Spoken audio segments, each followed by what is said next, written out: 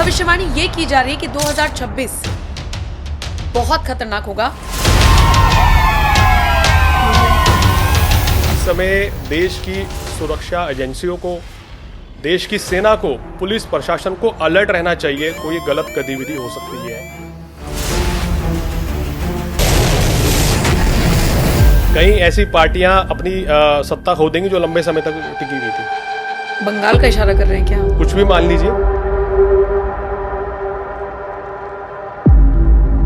हमारी सुरक्षा एजेंसियों को, पुलिस प्रशासन को विशेष अलर्ट रहना पड़ेगा।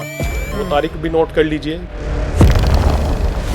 मोदी जी को रोकने वाले खुद हैं, इनको कोई और रोक नहीं सकता। लेकिन जब तक इनके उद्देश्य पूरे नहीं होंगे तब तक ये हटने वाले नहीं।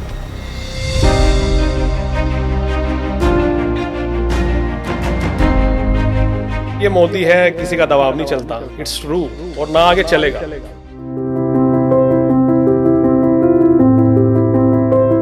क्या देश में कुछ और बड़ा बदलाव होने वाला है? भारत की तस्वीर बदल जाएगी विश्व में। वो होगा जो देश की जनता ने सोचा भी नहीं है। 2027 में भी योगी आदित्यनाथ जी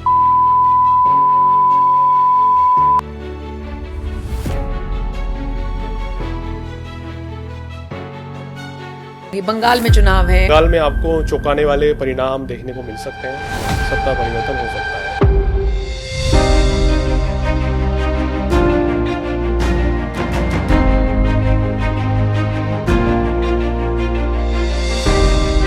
नमस्कार, बहुत बहुत स्वागत है आप सभी का। आप देख रहे हैं एनएमएफ न्यूज, आपके साथ मैं हूं नम्रता चौधरी। आज मेरे साथ ज्योतिषाचार्य मयंक शर्मा जुड़े हुए हैं। सबसे पहले तो आपका स्वागत करूंगी सर। बहुत बहुत स्वागत है मयंक जी। धन्यवाद नम्रता जी, और एनएमएफ न्यूज के सभी दर्शकों को सादर नमस्कार। मेरी ओर से आपका बहुत बहुत अभिनंदन है और आप सभी को हर पल आपका मंगलमय हो। आज इस पॉडकास्ट को रिकॉर्ड करने की खास वजह यह है कि 2025 का जो साल है ऑलमोस्ट एंड होने को आया है। अब शुरुआत होगी नए साल की, नई उम्मीदों की। हम सबको आशा है कि 2026 हम सबके लिए कुछ नया लेकर आए। लेकिन सुनने में यह आ रहा है कि 2026 2025 के मुकाबले बहुत ज्यादा खतरनाक, बहुत ज्यादा खराब होगा। यह बात मैं नहीं कह रही हूं। सोशल मीडिया के इस दौर में तमाम ऐसे एस्ट्रोलॉजर्स हैं जो भविष्यवाणी कर रही हैं और उनकी भविष्यवाणी सुनकर डर लग रहा है।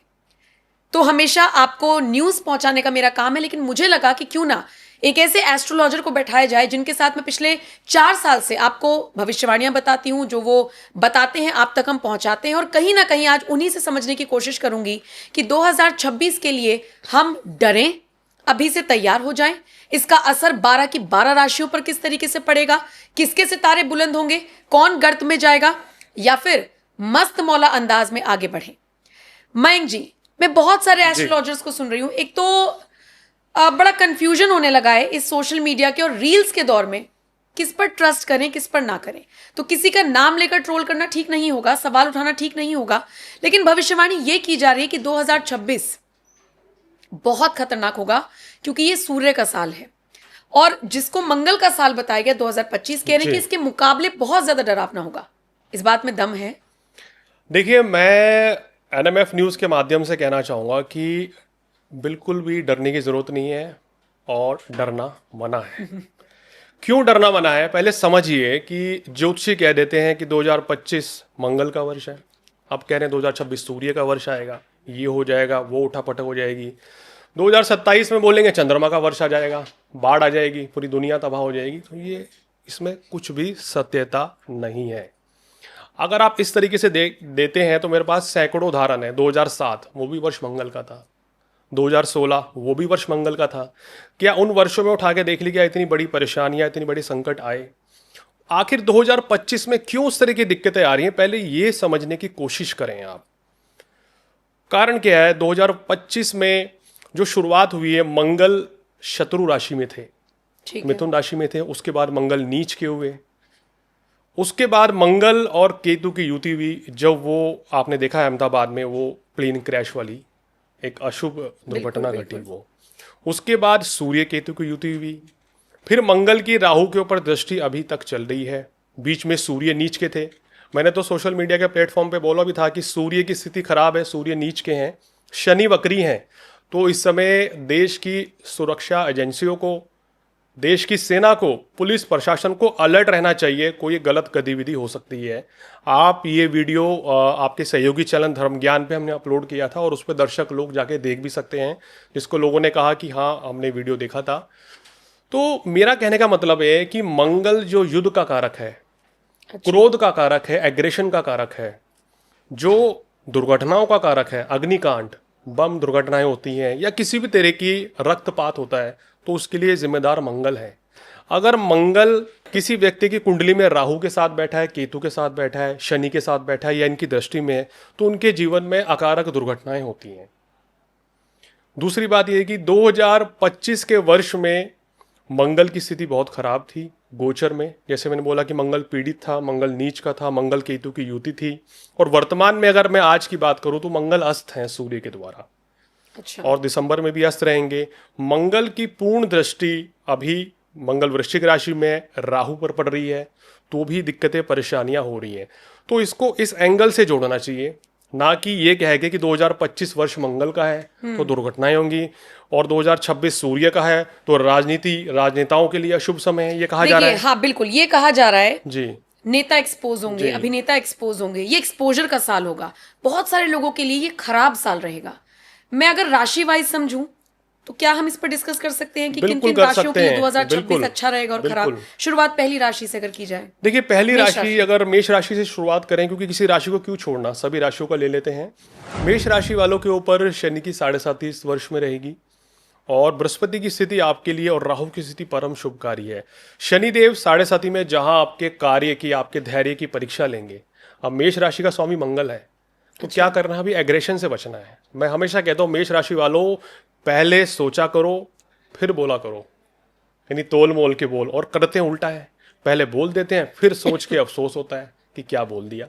तो मंगल है ना, एग्रेशन का कारक है और मंगल है स्पष्टवादी, वो कभी दबाव में नहीं रह सकता। तो मेष राशि वाले, शनि का प्रभाव 12वें भाव में है। एक तो इस समय आपको अपने आप को विवादों से दूर रखना है। राहु बृहस्पति की स्थिति आपके लिए परम शुभ है, जिसके चलते इस वर्ष में आपको शुभ फल मिलेंगे, आपके काम कारोबार में भी सफलता मिलेगी। लेकिन 18 सितंबर से लेकर और 13 नवंबर तक का समय मंगल नीच का रहेगा, तो ये समय आपको संभल के चलाना है। 7.5 है, नए काम कारोबार की शुरुआत अपनी जन्म पत्रिका दिखाकर करें, अन्यथा तो नुकसान भी हो सकता है। तो इसलिए मेष राशि वाले अगर अपनी बल बुद्धि से चले, समझदारी से चले, तो इस वर्ष में लाभ ले सकते हैं। जल्दबाजी में कोई निर्णय लेंगे तो नुकसान होगा, क्योंकि 7.5 का प्रभाव आपके ऊपर है। लेकिन राहु और बृहस्पति का गोचर आपके शुभ फलों में वृद्धि जरूर कराएगा। ठीक है, अब अगर अगली राशि की बात करें, वृषभ राशि। देखिए वृषभ राशि वो राशि है जो 2026 में चमकने वाली है। अब आप समझिए कि शनि लाभ स्थान में है और बृहस्पति आपके गोचर में बात करूं तो मिथुन राशि में रहेंगे शुरुआत में, फिर कर्क में आएंगे और अंत में नवंबर में आ जाएंगे सिंह राशि में। तो आपके लिए ये वर्ष में राहु की स्थिति, शनि की स्थिति, बृहस्पति की स्थिति बहुत शुभ है। ये वो ग्रह हैं जो एक राशि में लंबे समय तक रहते हैं। तो इसी बेस पे मैं कह रहा हूं कि वृषभ राशि वालों के लिए 2026 जो है बहुत ही शानदार रहेगा, आपके करियर के लिए, आपके वैवाहिक जीवन के लिए, सुख संपत्ति के लिए, धन धान्य के दृष्टिकोण से भी बहुत ही उत्तम साबित होगा। मिथुन राशि वालों के लिए कैसा रहेगा? मिथुन राशि वालों, आपके लिए 2026 ढेरों सौगात लेके आ रहा है। शनि देव की स्थिति आपके दशम भाव में रहेगी, तो कार्य व्यवसाय में लाभ मिलेगा, मान प्रतिष्ठा बढ़ेगी। इस वर्ष आपके विवाह के योग बनते हुए नजर आ रहे हैं। तो मिथुन राशि वालों के लिए सुख समृद्धि होगी, धन धान्य की वृद्धि होगी। छात्रों के लिए समय अच्छा है, बड़े बुजुर्गों की सेहत भी अच्छी रहेगी। तो कुल मिलाकर आपके लिए भी ये साल काफी अच्छा रहेगा। किसी भी तरह की घबराने की, चिंता करने की जरूरत नहीं है। 12 राशियों को मैं वो समय भी बताऊंगा नम्रता जी, जिस समय उनको थोड़ा सावधानी रखनी होगी, डरना फिर भी नहीं है। नहीं, ये बहुत जरूरी है, क्योंकि हम जब सुनते हैं कि ऐसा हो जाएगा तो वैसा हो जाएगा, तो फिर हम बस इसी के साथ आगे बढ़ जाते हैं। कोई समाधान ही नहीं बताता कि ऐसा हम ना हो, क्या कर सकते हैं? आप बताइएगा। बात अगली राशि की कर लेते हैं। कर्क राशि है। कर्क राशि काफी परेशान चल रही है लंबे समय से, जिसको शनि की ढैया से ग्रसित थे 2.5 साल से। उसके बाद अब अष्टम भाव में राहु आ गए। तो कर्क राशि वालों के लिए मेरे लिए कहना है कि ये वर्ष आपके लिए जनवरी से लेके और अप्रैल तक थोड़ा सावधानी पूर्वक चलने का है। इस समय आपको अपनी सेहत का ध्यान रखना चाहिए और अपने जज्बातों पे नियंत्रण लगाना चाहिए। कर्क राशि वाले बड़े जल तत्व की राशि है ना, चंद्रमा है, तो भावुकता जल्दी ले लेते हैं, किसी की बात को दिल पे लगा लेते हैं। जो उनको स्वास्थ्य को खराब करती है। इस चीज़ से बचना चाहिए और कोई भी नई शुरुआत आपने अप्रैल तक नहीं करनी है। मई से लेके और दिसंबर तक का समय आपका दुनिया पर छा जाने का रहेगा। आप नोट कर लें कर्क राशि वाले, अगर आपकी चंद्र राशि कर्क है तो मई से दिसंबर तक आप ही विश्व पटल पर छाए रहेंगे। काम कारोबार अच्छा चलेगा, वैवाहिक जीवन अच्छा रहेगा, धन धान्य की वृद्धि होगी और नए काम कारोबार की शुरुआत इस वर्ष में अप्रैल के बाद आपकी हो सकती है। तो आपको तो सिर्फ मार्च तक ही संभल कर रहना है। अप्रैल तक संभल के अप्रैल रहना है। तक संभल के रहना है। अगली राशि सिंह राशि सिंह है। राशि। सिंह राशि वो राशि है जिसको मैं कह रहा हूं कि आपको थोड़ा सा केयरफुल रहना भाई। कारण क्या है कि 5 दिसंबर 2026 तक आप ही की राशि में केतु चलेंगे, सप्तम भाव में राहु है। संपूर्ण वर्ष शनि की ढैया का पूर्ण प्रभाव आपकी राशि के ऊपर रहने वाला है। तो ये वर्ष आपके लिए, मैं ये नहीं कह रहा कि आपको कुछ भी अर्जित नहीं होगा, मगर थोड़ा संघर्ष के साथ आप चीजें हासिल करेंगे। परीक्षा की घड़ी है। परीक्षा की घड़ी है। वो कहते हैं ना कि विपरीत परिस्थिति में अगर हम अपने अच्छे निर्णय लें, समझदारी पूर्वक चलें, तो हम उस विपरीत समय को भी टाल सकते हैं। अब मुसीबत में कोई तो बिखर जाता है नम्रता जी, कोई निखर जाता है। तो सिंह राशि वालों को तय करना है, समय खराब है भैया, बिखरना है या निखरना है। ये आपका टेस्टिंग टाइम है, इसको आप इस तरीके से लीजिए। और हालात विपरीत होंगे, लेकिन उसके बीच में भी कुछ समय ऐसा होगा जहां आप किंग होंगे। तो वो समय नोट कर लीजिए। क्या बता दीजिए कि जनवरी से लेके और बात करें तो 11 मार्च तक का समय बहुत अच्छा है। इस समय का लाभ उठाइए सिंह राशि वाले। सिंह राशि वाले। उसके बाद 2 जून से लेके 16 सितंबर तक का समय, इस समय का लाभ उठा लीजिए। ये वो समय रहेगा, नोट कर लीजिए। ये वो तारीखें हैं, इन तारीखों में आप छाए रहेंगे। चाहे आप फिल्म इंडस्ट्री में हो, मीडिया में हो, कलाकार हैं, पत्रकार हैं, आर्टिस्ट हैं या खिलाड़ी हैं, इस समय पे बहुत आपकी लोकप्रियता बढ़ेगी। बाकी का जो समय है वो चैलेंजेस भरा रहेगा। शनिदेव की आराधना करें, सूर्य देव को जल दें और अपने माता पिता का सम्मान करें, तो निश्चित रूप से ब्लेसिंग इस समय आपको चाहिए सिंह राशि वालों।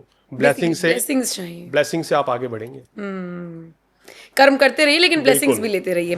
बात अगर अगली राशि की, अगली राशि कन्या राशि है। ये वो राशि है, कन्या राशि वाले खुश हो जाए लंबे समय के बाद। 2026 संपूर्ण वर्ष आपके लिए उत्तम स्वास्थ्य लेके आ रहा है, आपकी लोकप्रियता को बढ़ा रहा है, आपके काम कारोबार को बढ़ा रहा है।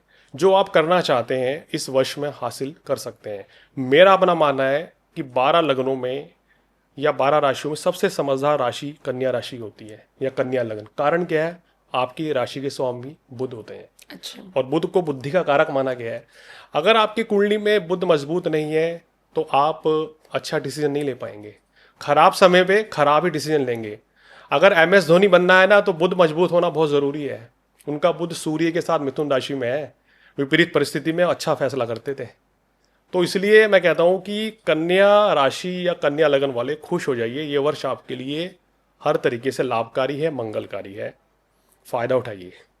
गौतम गंभीर का नहीं है उनका तो अभी हॉट टॉपिक बने हुए हैं, तो मेरे को लगा आपने धोनी का जिक्र किया तो गौतम गंभीर का जिक्र कर ले। उनके साथ क्या दिक्कत चल रही है कि फैसले वो ठीक नहीं ले पा रहे? देखिए, ऐसा होता है ना कि जब समय खराब होता है तो हम कोई भी निर्णय लेते हैं तो वो गलत साबित होता है। गौतम गंभीर थोड़ा सा जल्दबाजी में निर्णय ले रहे हैं, जो मुझे लग रहा है। थोड़ा सा ये देख लेते हैं कि अनुभव भी बहुत जरूरी है युवाओं के साथ, तो आज स्थिति कुछ और होती। कम शब्दों में अपनी बात कह दूंगा बस। समझने वाले समझ गए। और बाकी गौतम गंभीर पर और चर्चा करेंगे तो स्पोर्ट्स स्टार पर आप जाकर देखिएगा, जो हमारा सहयोगी पेज है। अगली राशि की बात करते हैं। अगली राशि तुला राशि है। तुला राशि वालों के लिए भी खुशखबरी है, क्योंकि तुला राशि में शनि देव का गोचर, देवगुरु बृहस्पति का गोचर और राहु केतु का गोचर, इनके लिए संपूर्ण वर्ष बहुत अच्छा है। ये वो राशि है 2026 में राज करेगी। अच्छा। जैसे मैंने बोला कि वृषभ राशि है, मैंने बोला कि कन्या राशि है, इसी तरह तुला राशि वाले भी इस वर्ष में कोई नई शुरुआत करना चाहते हैं तो बिल्कुल कर सकते हैं। आपके बिजनेस, नौकरी के लिए, हेल्थ के लिए, वैवाहिक जीवन के लिए बहुत अच्छा समय रहेगा। अपनी पत्नी का सम्मान करें। और तुला राशि या तुला लगन आपका है तो भाई आपकी पत्नी आपके भाग्योदय में सहायक साबित होती है। आप मेरी बात नोट करके देख लेना, पत्नी की सलाह मान लेंगे तो आप चमक जाएंगे, हीरो बन जाएंगे। तो ये चीज़ फॉलो करें। स्त्री का हमेशा सम्मान करें, क्योंकि आपकी राशि के स्वामी शुक्र हैं। अच्छा। तो आपके लिए स्त्री जो है वो कहना चाहिए किसी भगवान से कम नहीं है। उनकी सेवा करें, उनका आशीर्वाद लें, तो आपको आगे बढ़ने से कोई नहीं रोक सकता। अगली राशि है वृश्चिक राशि। वृश्चिक राशि वालों, आपकी राशि के स्वामी मंगल हैं और वर्ष की शुरुआत में कहीं ना कहीं थोड़े से चैलेंजेस आपकी लाइफ में रहेंगे। अब ये जो समय है थोड़ा संभल के चलना है। शनि की स्थिति आपके लिए बहुत बढ़िया है। वर्ष की शुरुआत में राहु की स्थिति आपके लिए अच्छी रहेगी, लेकिन केतु की स्थिति आपके लिए उत्तम नहीं है। तो वृश्चिक राशि वाले क्या करें कि एक तो वृश्चिक राशि जल तत्व की राशि है, बहुत भावुक राशि है क्योंकि मंगल का प्रभाव है और क्रोध भी जल्दी आ जाता है। तो वृश्चिक राशि वालों को इस वर्ष में खासकर क्या करना है, अप्रैल तक का महीना सावधानी पूर्वक निकालना है। अप्रैल तक किसी से रिलेशन खराब ना करें, खासकर दफ्तर में और घर पे। मुझे बड़ी टेंशन हो रही है, मेरी राशि वृश्चिक है। तो इस समय पे क्योंकि चतुर्थ में राहु है, दशम में केतु है, मतलब आप एक बैलेंस होके आपको चलना होगा कि ठीक है कुछ विपरीत परिस्थिति है तो मैं उसका रिप्लाई ना करूं, वो समय निकाल दूं, तो चीज़ें बेहतर हो जाएंगी। और अप्रैल के बाद तो देखिए आपके लिए संपूर्ण वर्ष बहुत अच्छा रहेगा। आपके करियर के लिए बहुत ही शानदार रहेगा। आपकी मान प्रतिष्ठा बढ़ेगी और आप लोकप्रियता हासिल करेंगे। एक समय बता रहा हूँ, उस समय पे आप बहुत अच्छा अपना काम कर सकते हैं। आपकी लोकप्रियता चरम पे रहेगी। मई से लेके अक्टूबर तक का महीना आपके लिए बहुत अच्छा है। इस समय को वृश्चिक राशि वाले अपने जीवन में यादगार बना सकते हैं, या इस समय पे आपकी लोकप्रियता में चार चांद लगेंगे। आपका बिजनेस, नौकरी, उसमें आपकी प्रोग्रेस होगी। लेकिन संपूर्ण वर्ष में मैं कहना चाहूँगा कि वृश्चिक राशि वाले ज़्यादा भावुकता से बचें, किसी भी चीज़ के बारे में ज़्यादा ना सोचें और अपने काम पे फोकस करें। इस वर्ष में मेहनत करेंगे तो बड़ी सफलता अर्जित करेंगे। और किसी को अपना गुरु बनाइए और उनका आशीर्वाद लेकर चलें। बात अगर अगली राशि की करें, अगली राशि धनु राशि है, जिसके ऊपर शनि की ढैया का प्रभाव है। तो धनु राशि वालों, इस वर्ष में आपकी जो परेशानियां, जो दिक्कतें हैं, वो कम होने जा रही हैं क्योंकि इस Very वर्ष nice. में राहु का गोचर आपके लिए सबसे ज़्यादा शुभ रहेगा। बृहस्पति का गोचर 2 जून तक आपके लिए बहुत उत्तम है, यानी कि 2 जून से पहले पहले अगर आपने कोई नई शुरुआत करनी है तो कर डाली, बजाय कि 2 जून के बाद। अच्छा, तो उससे पहले पहले बृहस्पति आपके सप्तम भाव में बहुत शुभ बैठेंगे। आपका विवाह का योग बनेगा, वैवाहिक जीवन अच्छा रहेगा, काम कारोबार में सफलता मिलेगी।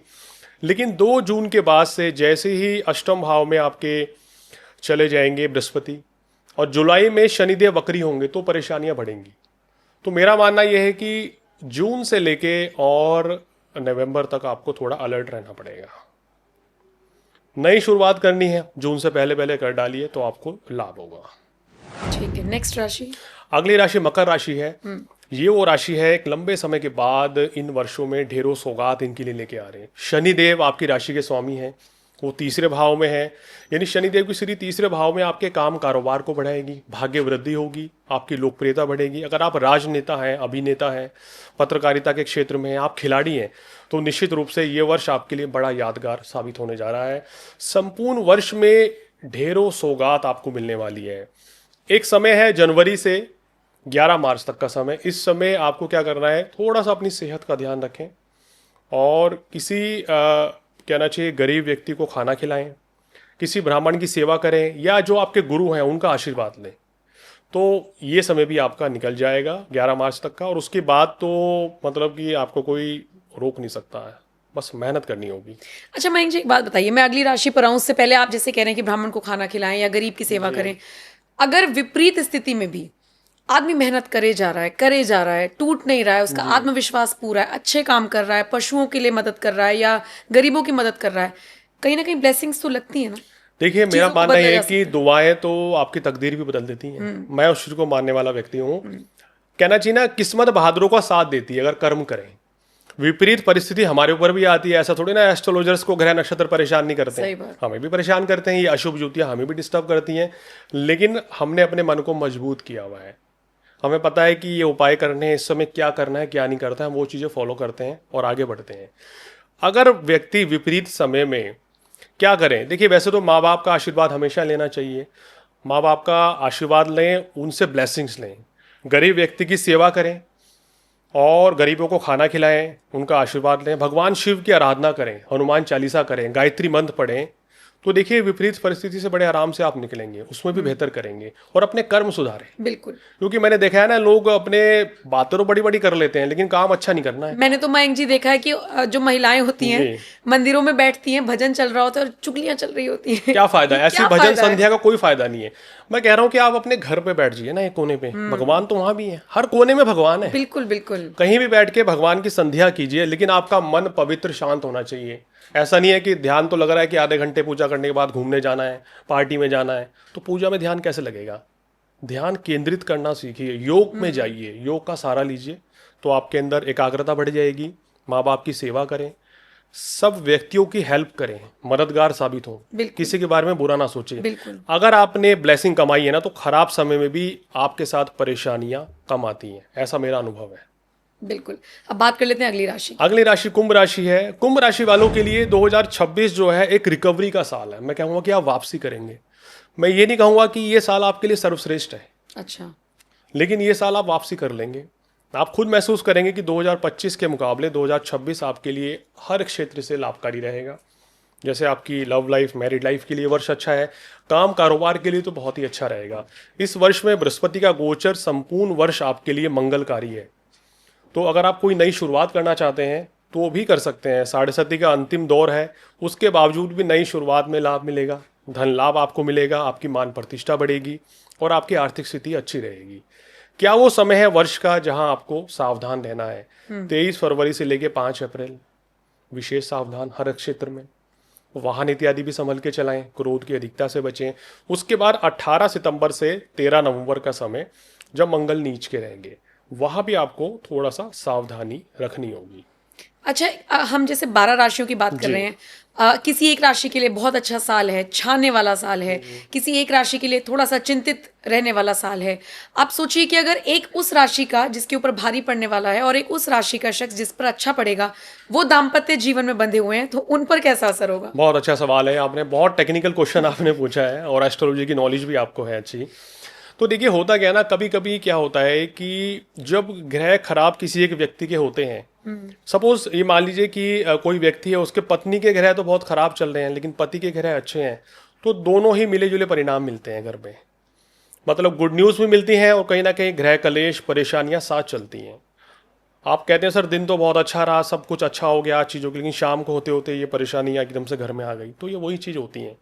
पार्टनर की कुंडली, खासकर लाइफ पार्टनर की कुंडली, आपके बच्चों की कुंडली, आपके माँ बाप की कुंडली आपको प्रभावित करती है।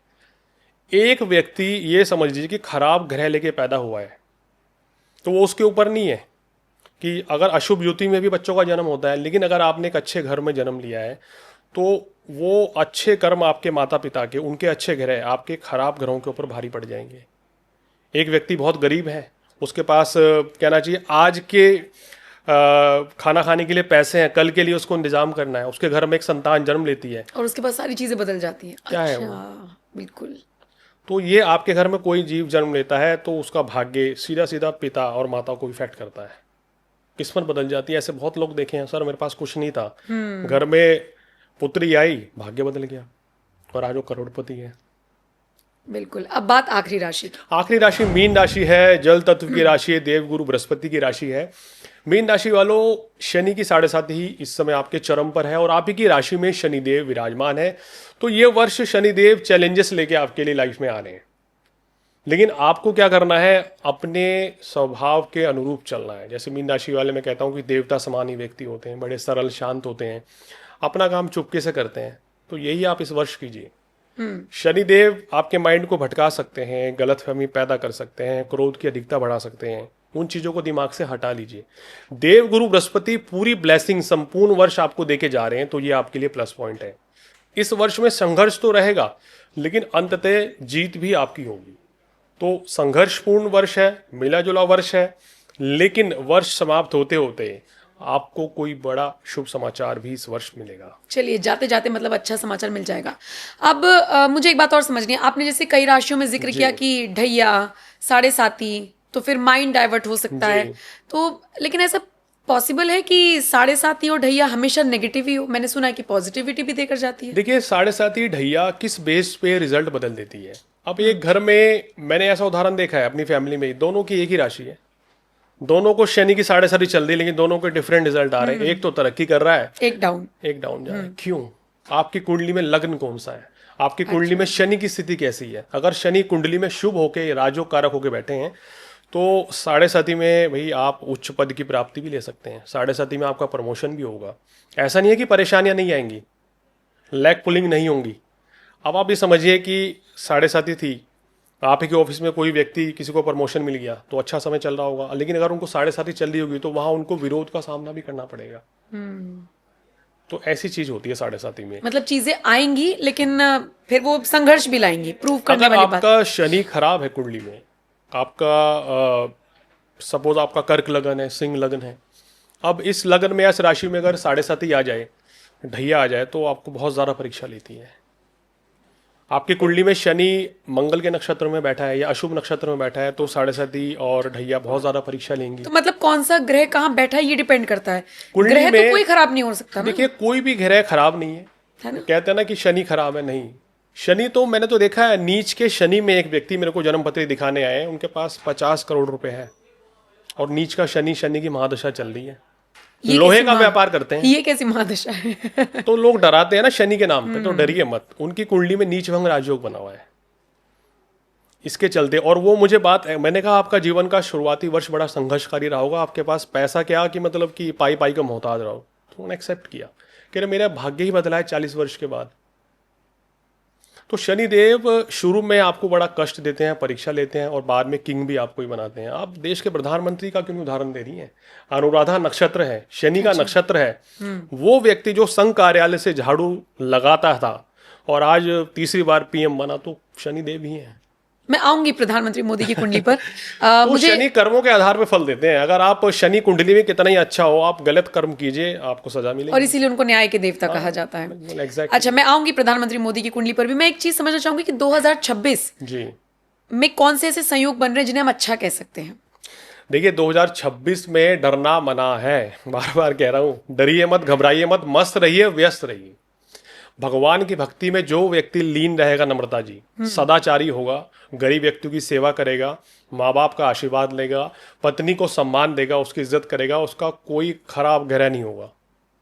सभी कुछ बली हो जाएंगे, आज ये बात समझिए। उसके लिए कोई वर्ष खराब नहीं है।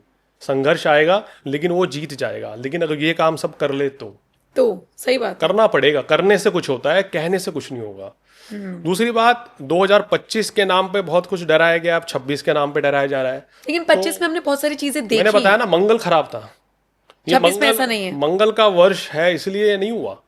इस वर्ष में मंगल की स्थिति बहुत खराब थी, मंगल की अशुभ ग्रहों के युति थी, और मंगल युद्ध का कारक है, मंगल दुर्घटना का कारक है। अग्निकांड, बम विस्फोट या सड़क दुर्घटना होना, सब तो हुआ है। सब हुआ है, क्योंकि मंगल पीड़ित था। तो फिर 26 में जैसे सूर्य का साल बताया जा रहा है, ऐसा कुछ नहीं है, नहीं है। कोई घबराहट नहीं है। मैं तो कह रहा हूं कि ये वर्ष भारत के लिए, राशियों के लिए, देशवासियों के लिए बहुत उत्तम रहने वाला है। सूर्य क्या है? ऊर्जा है, तेज है।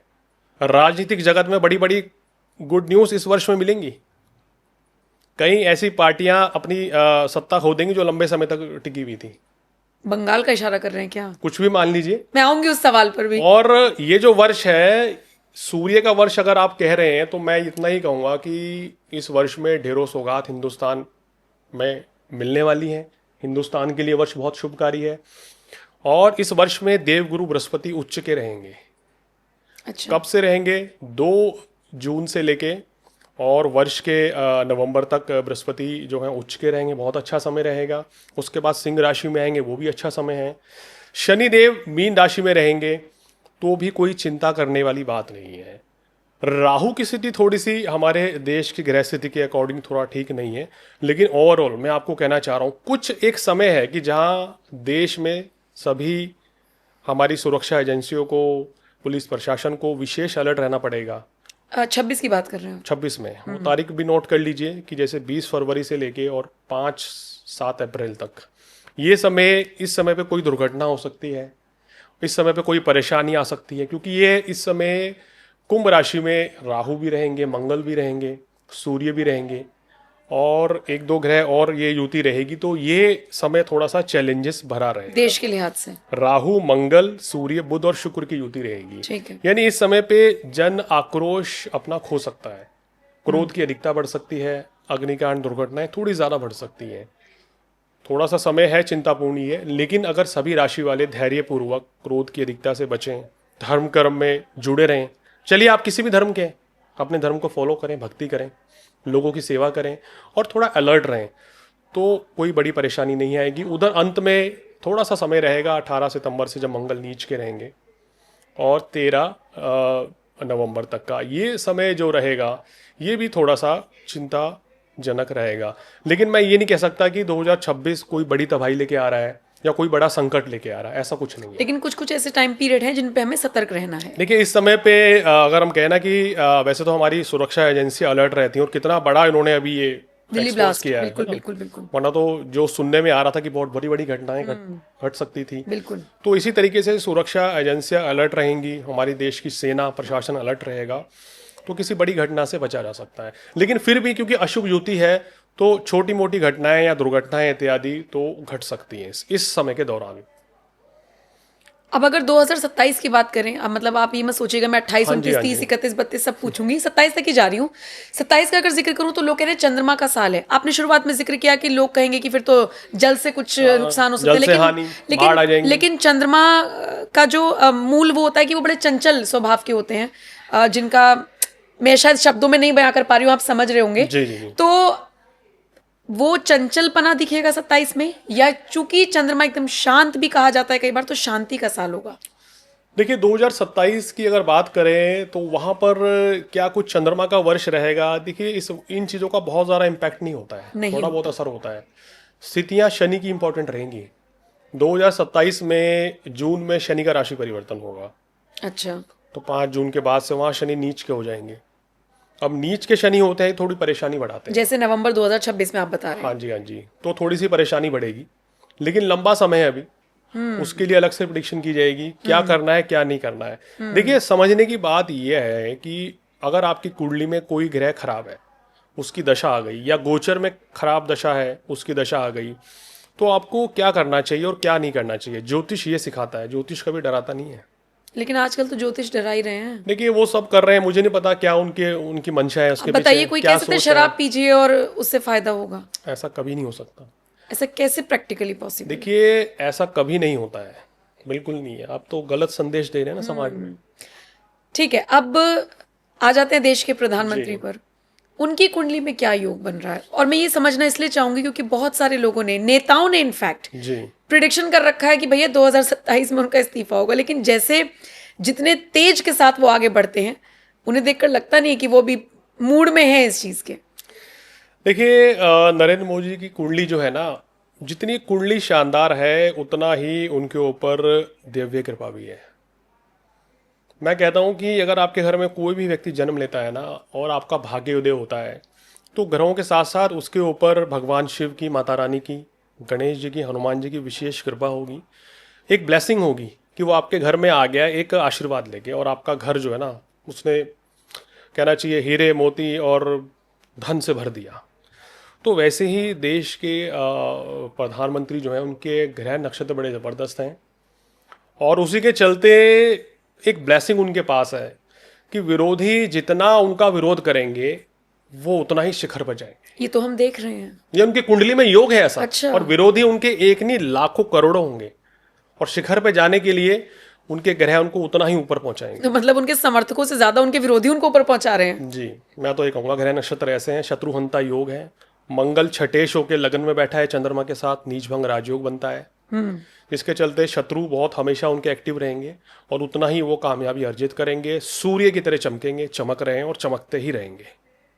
मतलब ऐसे इनकी 27 में कुंडली जो में योग इस्तीफे है। वाली बात थी, देखिए उसमें दम 27 नहीं है। में जो इस्तीफे वाली बात कही जा रही है, मैं उसको पिछले काफ़ी समय से कह रहा हूँ, और सोशल मीडिया प्लेटफॉर्म पे, हमारे सहयोगी चैनल धर्म ज्ञान पे भी, और आपके साथ भी चर्चा मैंने करी है। मैंने कहा कि मोदी जी को रोकने वाले खुद हैं, इनको कोई और रोक नहीं सकता। जिस दिन चाहेंगे उस दिन रिजाइन देके साइड में हो जाएंगे भाई। लेकिन जब तक इनके उद्देश्य पूरे नहीं होंगे तब तक ये हटने वाले नहीं। 27 क्या 28 में भी 29 तक भी रहेंगे, ये मेरी भविष्यवाणी पहले से कहता आ रहा हूँ। नहीं हटेंगे, उत्तम स्वास्थ्य रहेगा, दिव्य कृपा इनके ऊपर है। मंगल की महादशा चल रही है, विशेष लाभकारी इनके लिए है। वो कहता है, मोदी जी कहते हैं ना भाई ये मोदी है, किसी का दबाव नहीं चलता। इट्स ट्रू, और ना आगे चलेगा। अब आप देखिए बिहार चुनाव से पहले क्या कहा जा रहा था और अब क्या हो गया है। वक्त बदल गया, हालात बदल गए, जज्बात बदल गए। आपने कहा कि जब तक उनके उद्देश्य पूरे नहीं होंगे, क्या देश में कुछ और बड़ा बदलाव होने वाला है? बहुत 29 बड़े से बड़े पहले अभी तो देखिए, मतलब कि आगे आगे होता क्या है। होगा, लेकिन बिल्कुल, ये भी मैंने बोल रखा है कि 2024 से 2027 तक भारत की तस्वीर बदल जाएगी विश्व में। मेरी भविष्यवाणी मैंने सोशल मीडिया पे करी है, 1 साल पहले कर दी थी। इस समय पे बड़े बड़े बिल पास होंगे, वो होगा जो देश की जनता ने सोचा भी नहीं है। तो इनकी कुंडली बहुत ज़बरदस्त है। आशीर्वाद जिस व्यक्ति को मिल जाए, जिस बच्चे को मिल जाए, तो जिसके साथ साक्षात भगवान खड़े हों, तो उसका तो ग्रह नक्षत्र भी कुछ नहीं बिगाड़ सकते। विपरीत परिस्थिति में भी वो व्यक्ति निखर जाता है, बिखरता नहीं है। और तो वही हम उसका देख रहे नाम हैं। नरेंद्र मोदी जी हैं। वो हमारे देश के माननीय प्रधानमंत्री जी हैं कि इनके ग्रह इतने बलवान है। सोशल मीडिया पे उनको फॉलो करता हूँ मैं, तो मैंने देखा है उन्होंने अभी लिखा था कि 25 साल राजनीति में हो गए। तो मैंने ये नोटिस किया कि ऐसा कौन सा ग्रह दशा चल रही है जो 25 साल से राजयोग चल रहा है, आज तक हारे ही नहीं कभी भी। देखा है आपने, आप तो जर्नलिस्ट हैं, बिल्कुल बड़ी जर्नलिस्ट हैं, फॉलो भी करती हैं और तमाम लोगों के साथ पॉडकास्ट भी करती होंगी कि भाई ये एकमात्र लीडर है कि जो आज तक हारे ही नहीं है चुनाव। क्या है आखिर, क्या बात है ऐसी? कितना विरोध इनका गुजरात में हुआ, लेकिन फिर ये क्या व्यक्ति क्या आरोप नहीं लगाए गए? फिर ये व्यक्ति चमक के निकलता है, फिर मुख्यमंत्री बनता है, फिर केंद्र में आते हैं और 3 बार प्रधानमंत्री बने। कुछ तो बात होगी ना, ग्रहों में भी बात है और दिव्य कृपा जो जिस व्यक्ति के ऊपर हो गई, उस व्यक्ति को कोई नहीं हटा सकता। वो व्यक्ति स्वेच्छा से पद का त्याग करता है। आप ये मेरी बात आज आप नोट कर लीजिए। हो सकता है कि सब ज्योतिषी मेरी बात से सहमत ना हो, लेकिन मैं कह रहा हूँ कि 27 में कोई भी मोदी जी कहीं जाने वाले नहीं हैं, यहीं रहेंगे। लोगों का आशीर्वाद उनको मिलता रहेगा और जनता के लिए बहुत कुछ करते हैं, करते रहेंगे। अब बात प्रधानमंत्री मोदी की कर रहे हैं, तो फिर योगी आदित्यनाथ का जिक्र करना जरूरी है। उत्तर प्रदेश के मुख्यमंत्री, उनकी कुंडली, उसमें क्या राजयोग है, उसमें क्या आपको समझ में आ रहा है? 2027 में अगर हम जिक्र करें, यूपी में विधानसभा चुनाव भी होने हैं। बिहार का हाल देखने के बाद तो लोग तरह तरह की बातें कर ही रहे हैं, तो यूपी में क्या? देखिए, यूपी की बात करते हैं। आपके साथ 4 साल पहले एक सोशल मीडिया हमारे सहयोगी चैनल पे एक वीडियो बनाया था और वो वीडियो बड़ा वायरल हो गया, मिलियन में चला गया वो। उस समय उत्तर प्रदेश में चुनाव थे और मेरे ख्याल में शायद 2000 या तो 21 लास्ट का रहा होगा, लास्ट का रहा हो या 22 की शुरुआत में रहा है। अच्छा, तो मेरे ख्याल में 21 की बात है, क्योंकि 22 में चुनाव थे और उस समय आपने प्रश्न पूछा था, मुझे आज भी याद है, कि योगी आदित्यनाथ जी को हटाया जा सकता है, उस टाइम ये मुख्यमंत्री बिल्कुल बनेगा। बिल्कुल। तो आपका इसमें क्या जवाब है? तो मैंने कहा था कि इनको कोई हटा नहीं सकता, बीजेपी चाहे तो भी इनको नहीं हटा सकती है, क्योंकि जनता का आशीर्वाद है, दिव्य कृपा है इनकी कुंडली में। ऐसे ग्रह नक्षत्र हैं कि चाह कर भी इनके अपने पार्टी के लोग भी इनको नहीं हटा पाएंगे और बीजेपी भी इनको एज इट इज़ मुख्यमंत्री रखेगी और 22 के चुनाव में भी इनको चेहरा बनाएगी और बड़े अंतर से चुनाव ये जीतेंगे। और अभी भी मेरी भविष्यवाणी है, पहले भी कह चुका हूं कि 2027 में भी योगी आदित्यनाथ जी दोबारा उत्तर प्रदेश के मुख्यमंत्री चुनकर आएंगे। जनता उनको अपना पूरा समर्थन, पूरा आशीर्वाद देगी। महिलाओं का पूर्ण समर्थन मिलेगा, युवाओं का पूर्ण समर्थन मिलेगा, पुरुषों का भी पूर्ण समर्थन मिलेगा। ऐसे इनके ग्रह नक्षत्र हैं। शुक्र की दशा चल रही है, शुक्र स्त्री का कारक होता है और ये स्त्री रक्षा के लिए हमेशा सदैव रहते हैं। और आज किसी भी धर्म, किसी भी वर्ग की महिला से पूछिए, उत्तर प्रदेश में आप तो सर्वे करती होंगी ना जाके, मैं खुद आप उत्तर प्रदेश पूछिए से हूं, बिल्कुल। जी, कि योगी आदित्यनाथ जी के बारे में आप एक सवाल पूछ के देखिए, क्या 27 में मुख्यमंत्री बनेंगे? तो वो खुद ही कह देंगे बिल्कुल बिल्कुल बनेंगे, हम उनको वोट देंगे। तो ऐसी लोकप्रियता लेकिन है। चाहने वाले अखिलेश के भी बहुत हैं। जी। उनकी कुंडली में ऐसा कोई, क्योंकि वो तो सपना देखिए- देख रहे हैं 27 में आने देखिए, का। मैंने उनकी कुंडली का भी विश्लेषण किया था कि अभी फिलहाल तो उनके सितारे इतने बेहतर नहीं है। अच्छा। तो अगर कंपैरेटिव करें योगी आदित्यनाथ जी से, तो योगी जी के सितारे बलवान हैं और इन्हीं के ही अभी आगे मुख्यमंत्री बनने के योग हैं 2027 में भी। अखिलेश जी का भविष्य आने वाले समय में काफी उज्जवल है। मैं ये नहीं कहता कि उनका भविष्य उज्जवल नहीं है, उनके साथ भी काफी युवा हैं, उनके भी सितारे बलवान हैं, लेकिन उनका अभी कहना चाहिए थोड़ा सा अभी इंतजार और करना है। मैंने सोशल मीडिया प्लेटफॉर्म पे एक प्रेडिक्शन भी करी है कि लंबे समय के लिए करी थी कि अखिलेश जी आने वाले समय में अच्छे स्तर की राजनीति भी करेंगे। अच्छा, बिल्कुल। वो लेकिन अपनी उसमें भी पार्टी को समय नेशनल है। लेवल पर लेकर जाएंगे। बिल्कुल, लेकिन उसमें भी समय है। समय देखिए, समय सबका आता है। मोदी जी का समय अभी चल रहा है, भविष्य योगी जी का है, ये भी याद रखिए। राहुल गांधी का समय और भविष्य। देखिए, राहुल गांधी जी की कुंडली मेरे पास नहीं है। आप मुझे उनकी कुंडली ला दें तो मैं पॉडकास्ट कर दूंगा उस पर। लेकिन जितना मैंने देखा है कि जिस समय उनका जन्म समय है, शनि नीच का है, तो शनि अगर कुंडली में खराब हो, अब राहुल गांधी जी कुछ बेहतर करना चाहते हैं, बोलना चाहते हैं, लेकिन कहीं ना कहीं वो मतलब कुछ और हो मतलब जाता है। मैं ये समझना चाह रही हूँ कि एक आदमी कुछ बोल रहा है और हमेशा उसका ऑपोजिट और उसका एंटी कैसे निकल सकता है? देखिए, कई बार क्या होती है ना, हम कहते हैं ना कुंडली में अगर शनि बुध खराब है तो हम कुछ बोलते हैं, उसका मतलब कुछ और निकल जाता है। लेकिन ऐसा नहीं है कि इनके सितारे अच्छे नहीं हैं या आने वाले समय में चीज़ें बेहतर नहीं होंगी। लेकिन बिना जन्मपत्री देखे देखिए, मैं ऐसा कुछ नहीं प्रिडिक्ट कर सकता, ठीक है। क्योंकि जिस राजनेता की मेरे पास जन्मपत्रिका है उसी को देख के सटीक गणना विश्लेषण किया जा सकता है। आप तो भाई जर्नलिस्ट हैं, आपको तो आराम से डेट ऑफ बर्थ मिल ही सकती है। तो मैं तो कहता हूँ लाइए और करेंगे पॉडकास्ट, बनाएंगे कोशिश करेंगे कि अवेलेबल हो तो फिर हम इस पे चर्चा करें। एक सवाल बंगाल को लेकर पूछना चाहूंगी। बंगाल में चुनाव है, असम में चुनाव है। यहाँ के जो प्रमुख नेता हैं, जैसे बंगाल का अगर मैं जिक्र करूँ तो ममता बनर्जी, असम का जिक्र करूँ तो हिमंता बिश्वा शर्मा, क्या लग रहा है आपको इन दोनों राज्यों में? देखिए, इन दोनों राज्यों में अब वही बात है, इनके राजनेताओं की कुंडली तो नहीं है, लेकिन अपने अनुभव के आधार पे, फेस रीडिंग के आधार पे और जो वर्तमान में ग्रह की स्थिति रहेंगी उसके आधार पे ये लग रहा है कि ममता बनर्जी का समय उतना बेस्ट टाइम जो है उनका नहीं रहा है। ममता बनर्जी। हाँ जी, उनका जो एक बेस्ट टाइम था अपना करियर का या राजनीति का या ग्रह नक्षत्रों के हिसाब से, वो उतना बेहतर नहीं है। तो कहीं ना कहीं इस बार बंगाल में आपको चौंकाने वाले परिणाम देखने को मिल सकते हैं। सत्ता परिवर्तन हो सकता है, जो ग्रहों की चाल बता रही है। और अगर असम की बात करें तो वहाँ निश्चित रूप से हेमंत जी का जो है जो जलवा बरकरार रहेगा और उन्हीं का दबदबा रहेगा और एक बार फिर से दोबारा सरकार बनाएंगे।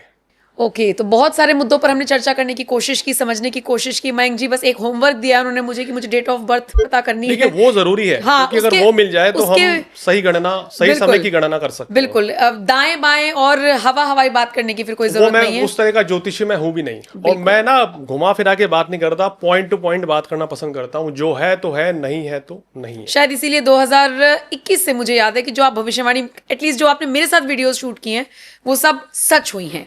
अब देखते हैं कि 2026 में जब चुनाव होंगे, 27 में चुनाव होंगे, 29 तक का भी वेट करेंगे। हमने समझने की कोशिश तो की ही है, और किसी दिन फिर से मुलाकात करेंगे मयंक शर्मा जी के साथ, और मुद्दों पर हम चर्चा करेंगे। फिलहाल आज के पॉडकास्ट में इतना ही। मयंक जी, बहुत बहुत शुक्रिया मेरे साथ जुड़ने के लिए। धन्यवाद आपका। और बाकी ये पॉडकास्ट आपको कैसा लगा? शुरुआत में मयंक जी ने कहा था कि डरना मना है। कितना आपको डर लगा, कितना नहीं लगा, कमेंट सेक्शन में बताइएगा। बाकी अपडेट्स के लिए देखते रहिए NMF न्यूज़।